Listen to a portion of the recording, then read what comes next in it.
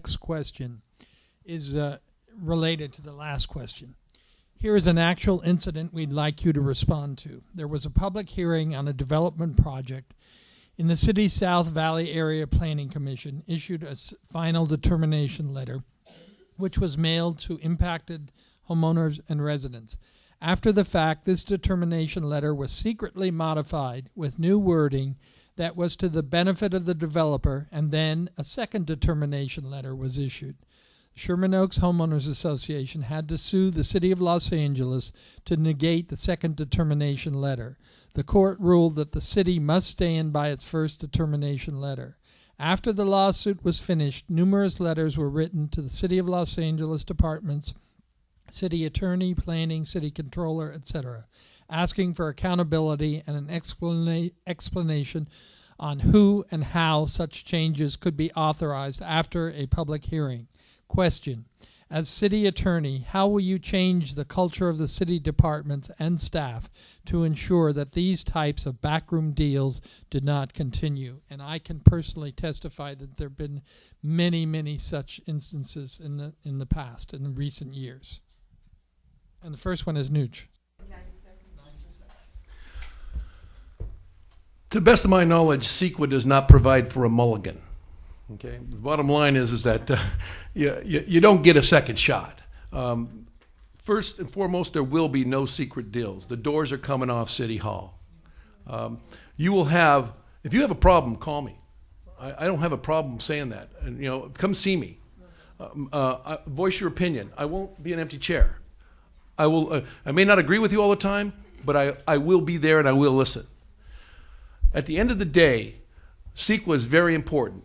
Again, I'm going to repeat it. If it impacts density, traffic, schools, or allocation of resources, it needs to be fully vetted under CEQA. That's why you have an independent city attorney.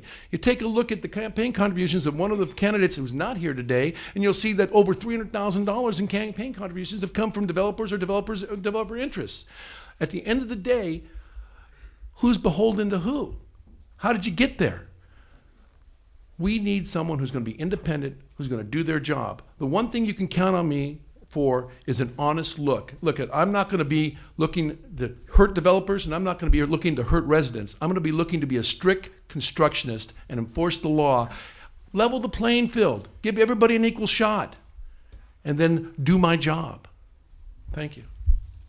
Next is Michael. Well, I think that the situation that Marcia described is obviously one that we should take extremely seriously. Whenever we have backroom deals going on, I think it's incumbent upon the city attorney as the watchdog of City Hall to be an independent voice.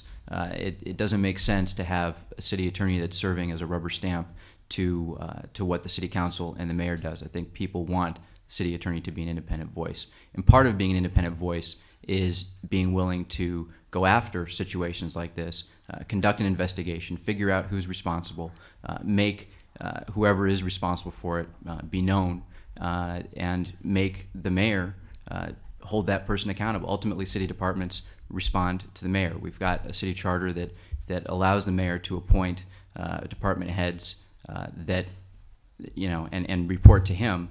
And as a result, we need to make sure the mayor does his job. And if there's illegalities going on and our office finds it, then we need to refer whatever those transgressions are to the appropriate authorities to do the prosecution of those offenses if the city attorney's office does not have the jurisdiction to prosecute them themselves. David?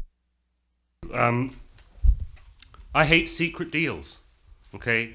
Now, to answer a specific question that Steve asked is, what are we going to do about it, okay?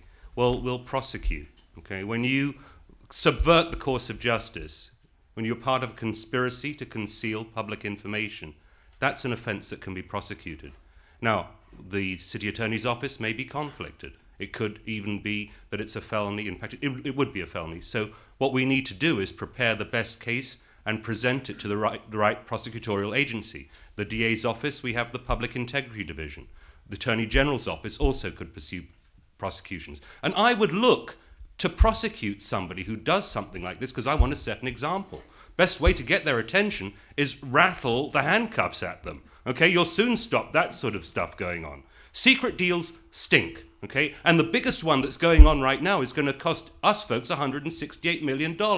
It's the mayor's anti-gang program, and it's a secret. You're not allowed to know who's making the decision about how that money, how your money is going to be spent. The last time we trusted the city with anti-gang programs, they went and gave $1.6 million to a gang member who was dealing semi-automatic and fully automatic weapons to his gang buddies. This stuff has to stop. There's no room for secrecy in government, and believe me, folks, I will not be a secret city attorney. I'll be the biggest mouth out there, and if you don't believe me, just listen to me some more. You'll be convinced. Thank you.